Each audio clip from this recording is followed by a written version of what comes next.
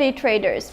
Last week, the dollar index continued rising while the US stock prices slightly dropped. On Monday, week data on car sales for March were released in the US. Because of this, the stocks of General Motors, Fiat, Chrysler, and Ford markedly declined.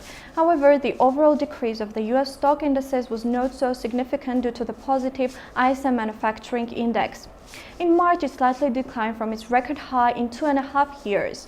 Another positive was the growth of construction expenses by 0.8% in the record high since April 2006. The dollar index was in a narrow neutral range at the beginning of the week. On Tuesday, rather important data were published in the US: trade balance, manufacturing orders, and durable goods orders. However, they all came in line with the preliminary forecast and did not impact the US market dynamics. On Wednesday, the March Fed meeting minutes were released, which caused a slump of stock indices. It turned out that the majority of the Fed presidents think it necessary to reduce the size of the Fed balance sheet, which reached an immense amount of $4.5 trillion.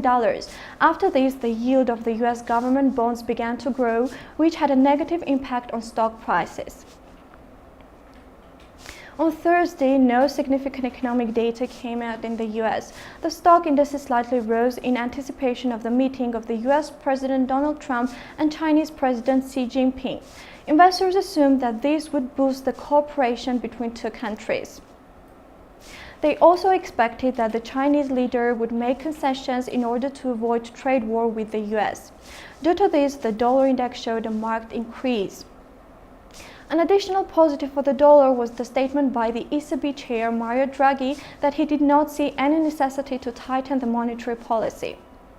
After that, the euro exchange rate against the dollar slumped to a 3-week low. On Friday, week data on labor market for March came out in the US. However, the dollar index continued rising, while the stock indices remained almost unchanged. The number of non-farm payrolls in March was minimal since May of the last year. However, market participants decided that it was a result of bad weather conditions and snowfall rather than worsening of the economic state. A significant positive for the dollar was the announcement of the New York Fed President William Dudley that the decrease of the Fed balance sheet would not cause a marked delay in the rate hike policy. Let us recall that currently investors are expecting 2 more rate hikes in 2017. The likelihood of its occurring in June is estimated at about 61%. This week, the quarterly earnings for Q1 2017 will start in the US. The total earnings of the companies from the S&P 500 list are expected to increase by 10.1% and the revenue by 7%. Meanwhile, there will be few significant economic data.